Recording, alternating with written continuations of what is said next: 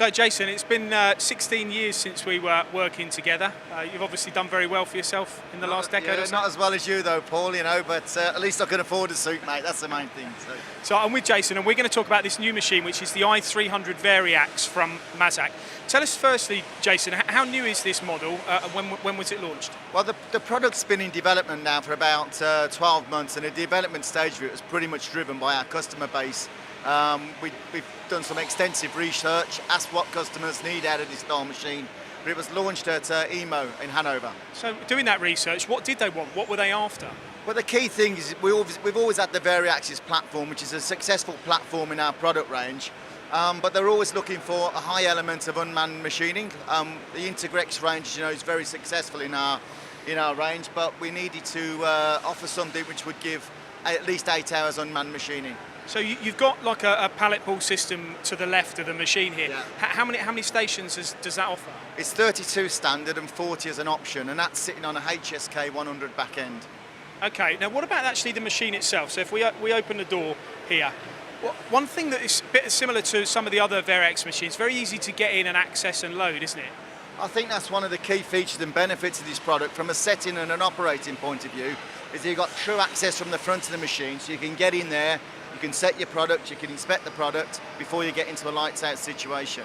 And one of the things about Mazak machine is the longevity, its lasting, its reliability. That comes down to the build of the machine. You've got a bridge type construction here. Yeah, it's followed the same format as the rest of the Variaxis, going straight up to the i300, but it's a bridge type construction on the product. But we've also got a true trunnion here, which is fully supported at both ends as well. How fast is the machine, Jace? Because I know when you're looking for the unmanned run, sometimes that's not so critical because you just continually feed the machine. But is it still quick enough to make high-speed parts? Yeah, I mean the machine is fast. It's 12,000 or 18,000 RPM spindle. But the key benefit with an unmanned process, one thing is about getting cycle time, but the second key thing is about getting a stable process. So that's the key objective, that we don't want people entering the machine. You've got a big tool magazine on the side, 142, going up to 505 tool magazine at the side of the machine, and it's retrofittable in the field as well.